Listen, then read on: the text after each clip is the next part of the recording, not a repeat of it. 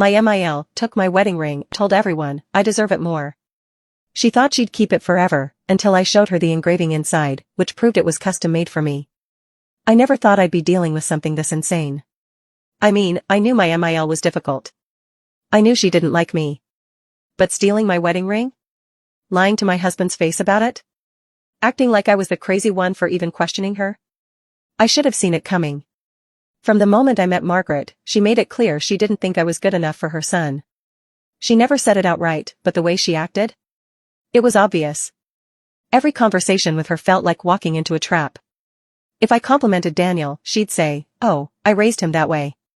If I cooked him a meal, she'd smile and say, "He's used to something a little more traditional." If I bought him a gift, she'd point out how she always knew exactly what he needed. She wasn't outright rude. She didn't scream or cause scenes. But she needed to be the most important woman in Daniel's life. And me? I was just in her way. Daniel, to his credit, always defended me. He saw how she was. But at the end of the day, she was still his mom, and he still wanted a relationship with her. So, I did my best to get along with her. I smiled through the passive-aggressive comments. I ignored the little jabs. I let things go. Until she took my wedding ring. I always take my rings off before bed. I love my wedding band, but I hate the feeling of jewelry when I sleep. Every night, I put it on the nightstand next to my engagement ring, and every morning, I put it back on. It's routine. So when I woke up one morning and my wedding band was gone, I knew something was wrong. I checked under the bed. I checked inside the dresser. I checked the bathroom sink, the shower drain, the laundry basket, even my purse, nothing. Daniel helped me look. We tore the bedroom apart. Still nothing. I felt sick. This wasn't just a ring. It was my wedding ring. The one Daniel had custom made for me. The one I had worn every day since we got married. And now it was just gone. Daniel tried to calm me down. Maybe it fell somewhere weird.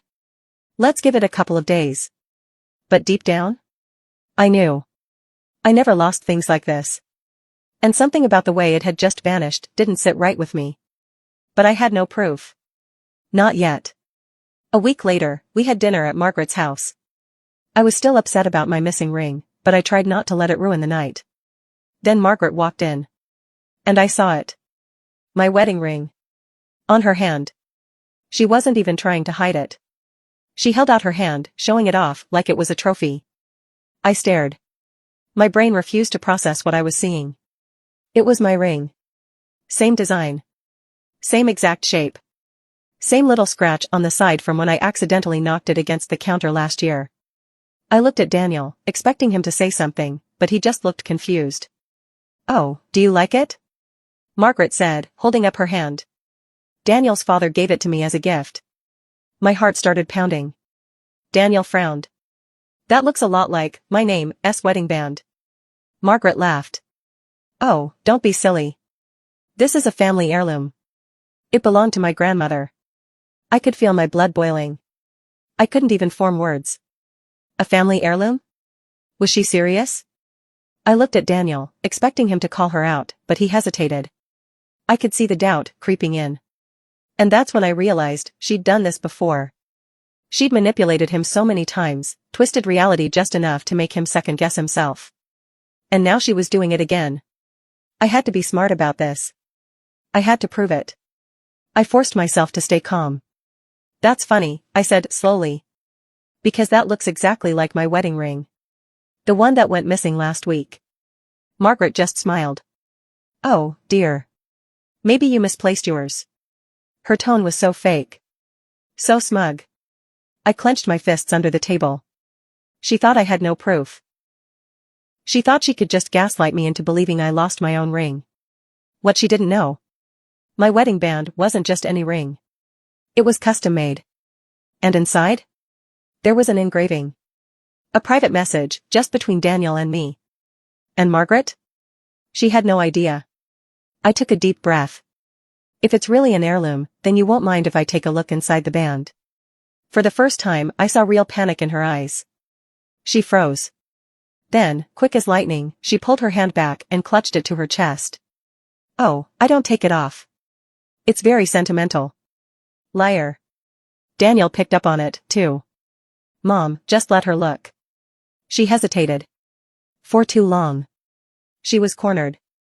Finally, she sighed dramatically, yanked off the ring, and slammed it onto the table. Fine. Look all you want. But you're wasting your time. I picked it up, turned it over, and there it was. The engraving. Forever and always, my love D. I felt a rush of satisfaction so strong I almost laughed.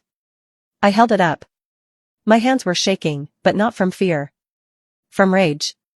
I turned to Margaret. Explain this. Her face turned bright red. She opened her mouth, closed it, then opened it again. That must be a coincidence. Daniel grabbed the ring and looked for himself. And in that moment? He finally saw the truth. He looked up at his mother, his face dark with betrayal. Mom, what the hell? Margaret stammered. I don't know how that got there. She knew she was caught. She was scrambling now, trying to backtrack, but it was too late. She had stolen my wedding ring. Lied to my husband's face. Gaslit me for a week. And now? She had nowhere to run. Margaret was still sputtering, her hands clenching and unclenching like she was trying to grab hold of an excuse, any excuse, that could get her out of this. But there was nothing she could say. Daniel just kept staring at her, the ring still in his hand, his fingers tightening around it like he was physically holding on to the truth for the first time. His face had gone pale. His own mother had stolen from his wife, from us, and then lied to our faces about it. But Margaret? She wasn't done fighting. This is ridiculous, she snapped, snatching up her wine glass like she needed something to do with her hands. I don't deserve to be treated like this in my own home. I almost laughed. She was playing the victim. Of course she was. Daniel finally spoke, his voice cold. Mom, just tell the truth. Margaret's eyes darted between us, calculating. She knew she was caught. She knew she had no way out. But then, she smiled. Not a warm smile. Not a nervous one. A smug one. And that's when I knew she had something else up her sleeve. I was doing you a favor, she said, sitting back in her chair like this was all just so exhausting for her. I thought maybe if you lost it, you'd have a reason to get a new one. Something more elegant. More fitting for the family. I blinked. She was actually trying to justify this. My mouth dropped open. You stole my ring because you didn't think it was good enough? She took a sip of her wine, completely unbothered. I just thought Daniel could do better. It's so basic. I felt like I'd been punched in the gut. Daniel snapped. He slammed his hand down on the table, making the silverware rattle. Are you kidding me, Mom? You stole my wife's wedding ring because you thought I could do better? Margaret rolled her eyes. Oh, stop being dramatic, Daniel. You can replace a ring. It's not a big deal. Not a big deal? I was shaking. I loved that ring. Not because of the money, not because of the size, but because it was ours. Because Daniel had designed it with me in mind. Because it was a symbol of our marriage. And she had just decided it wasn't good enough? Margaret sighed, rubbing her temples. I don't understand why you're making such a fuss. I was going to give it back eventually. Were you? I shot back. Because I don't remember you saying anything about it when I told you it was missing. I remember you sitting there, watching me panic, while you had it on your hand. She pursed her lips. You were being dramatic. I didn't want to get involved in your little, it wasn't yours. Daniel exploded. Do you even hear yourself? Margaret looked him dead in the eye. And smirked. That smirk made my blood run cold. This wasn't just about the ring. This was about control. About power. She had taken something that was mine and flaunted it in front of me, knowing she could get away with it. I wasn't even a person to her, I was just some girl who had stolen her son. And she had wanted me to break. She had wanted me to cry, to lose it, so she could play the victim and tell everyone how unhinged I was. But I wasn't giving her that satisfaction. I took a deep breath, forcing myself to calm down. Because now? I had leverage. Daniel was furious. Furious in a way I had never seen before. His hands were shaking, his jaw tight. Mom, this is insane. You stole from my wife. You lied to me. You let her think she was losing her mind over this. Margaret set down her wine glass with a loud clink. And what are you going to do about it, Daniel? That tone. That smug dare in her voice. Like she still thought she had control over him. Like she still thought he wouldn't actually do anything. I could see it in her eyes. She had spent years getting away with things like this. Twisting the truth. Making herself the victim.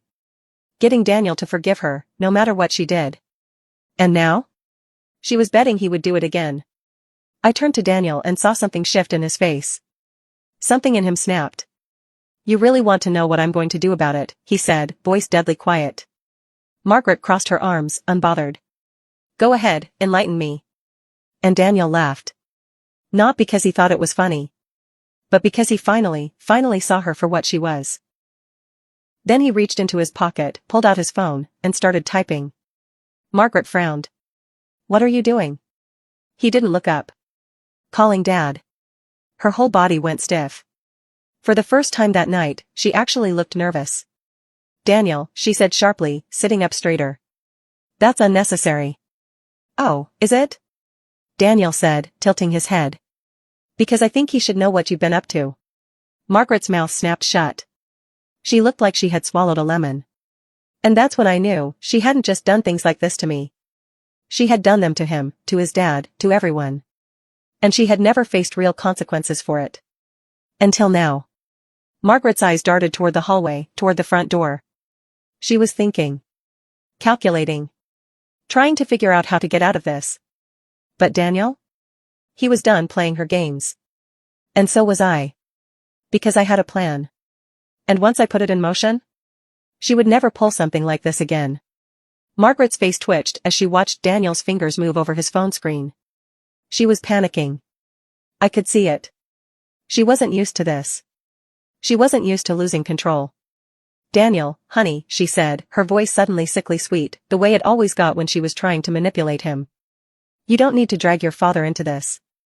He's been under so much stress lately. Why don't we just, Daniel didn't even look up.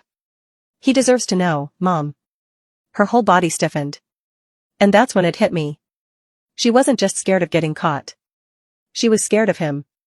Margaret had spent years acting like she ran the show, like she controlled everything in our lives. But in reality? She had been hiding. Pretending. Playing a game where she was always the winner. But something about Daniel calling his dad had shaken her.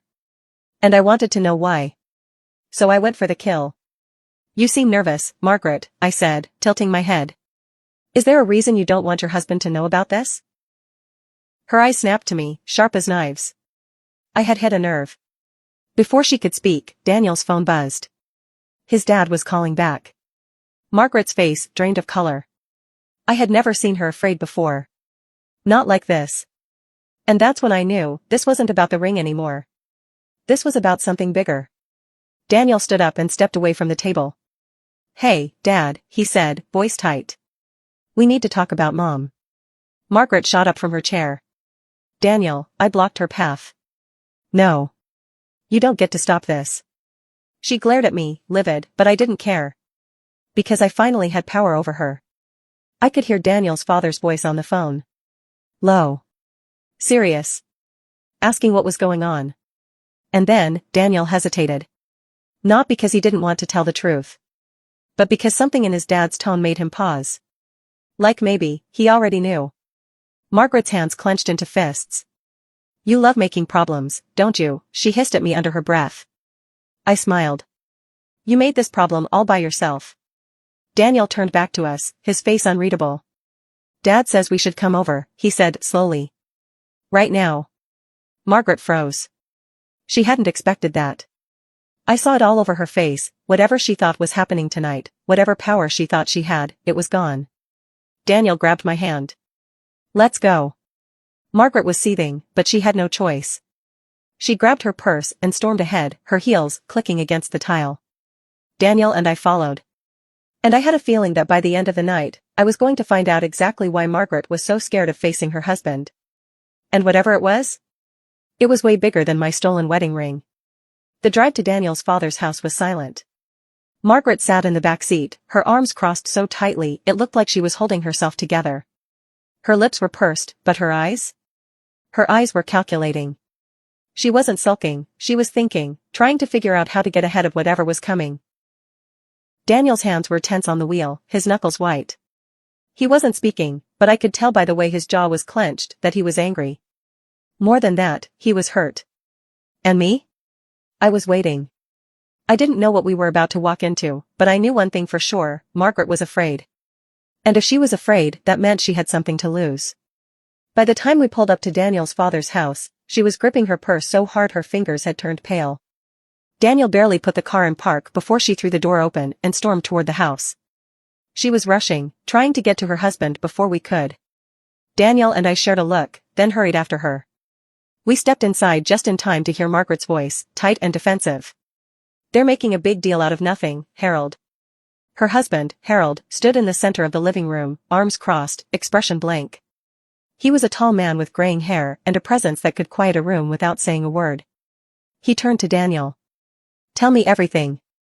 And so Daniel did. He told his father everything, how I had lost my wedding ring, how Margaret had been wearing it like a prize, how she had tried to gaslight us into thinking it wasn't mine, and how she had only panicked once Daniel suggested calling him. Margaret stood there, fuming. Then, when Daniel finished, she scoffed. "This is absurd," she said, shaking her head. "I already told you, I was doing her a favor. That ring was cheap looking, and I thought she could use an upgrade."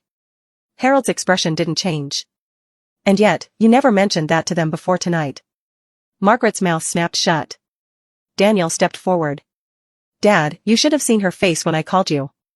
She wasn't just embarrassed, she was terrified. His voice was sharp, accusing. "Why? What are you hiding?" And that was when everything cracked. Margaret whirled on Harold. "Oh, don't act so innocent," she snapped. The room went still. Harold lifted an eyebrow. "Excuse me?" Margaret pointed at him like a woman cornered. "You're loving this, aren't you? Watching them attack me, pretending like I'm the problem here, when you've been lying to your son for years." Daniel and I exchanged a startled glance. Harold's face darkened. "What are you talking about, Margaret?" She laughed, bitter, like she had been holding it in for a long time. "You really think I'm the bad guy? Fine. You want the truth? Here it is." She turned to Daniel. And then she dropped the bomb. "Your father had an affair for 3 years." Silence. A thick, suffocating silence. Daniel's face fell. I swear, I actually felt the air get heavier. Harold tensed. His eyes flickered, not with shock, but with resignation. And that was all Daniel needed to see. His voice was barely a whisper. "Is that true?" Harold exhaled, slow and heavy. "Daniel, is it true?" A long pause. Then, finally, yes. Daniel staggered back like he had been hit. His face was blank, but his hands were shaking. And Margaret? She just stood there, triumphant. Because this was what she wanted. She had lost the battle over the ring. So instead, she had set fire to the whole battlefield. If she was going down, she was taking everyone with her. Daniel ran a hand through his hair, his breathing uneven. "When?" he asked, his voice raw. Harold sighed. "When you were in college." Daniel laughed. Not because it was funny, but because it was the only thing keeping him from screaming. "All those times you told me to respect Mom," he said, shaking his head. "All those lectures about loyalty. And the whole time, you were sneaking around?" Harold had the decency to look ashamed. "It was a mistake." Margaret snorted. "A 3-year mistake?" I was stunned. I had come here to expose Margaret for being a liar and a manipulator. I hadn't expected to watch their entire marriage implode. And yet, as much as I hated Margaret, I could see something I'd never seen in her before. She was angry. Not in the way she usually was, controlling, smug, condescending. No. She was furious. And for the first time ever, she actually had a reason to be. "This is why I did it," she spat. "This is why I took her stupid ring. Because you spent years lying to me, Harold. Years making me feel like I was the problem. And then your son goes and marries this girl." She waved a hand at me, like I was nothing, and suddenly he's doing the same thing? Prioritizing his wife over his mother, just like you prioritized that woman over me? I froze. And suddenly, I understood. Margaret had never hated me because of who I was. She had hated me because of what I represented. Daniel loved me the way Harold had once loved someone else. And that? That had broken her. Daniel's voice was cold. "So that's what this was really about." Margaret's eyes were wild. You don't get it. You don't, but Daniel was done. He turned to his father. I don't even know who you are. Then, to Margaret. And you? You've been trying to control me my whole life. But this? This is the last time you ever manipulate me. Margaret flinched. Daniel looked at me, his expression set. We're leaving. I nodded. Gladly. Margaret stepped forward, panic flickering across her face. Daniel, but he was already walking away. And this time? He wasn't looking back. We cut off both of them after that. Margaret tried to reach out, but Daniel wouldn't hear it. Harold sent an apology email. It went unread. For months, I watched my husband grieve. Not just the betrayal, but the illusion of who he thought his parents were. And me? I learned something that night. People like Margaret? They don't just wake up and decide to be cruel. They are made. And sometimes, their biggest wounds become their sharpest weapons. But that didn't mean I had to let her hurt us. Because Daniel and I? We were finally free.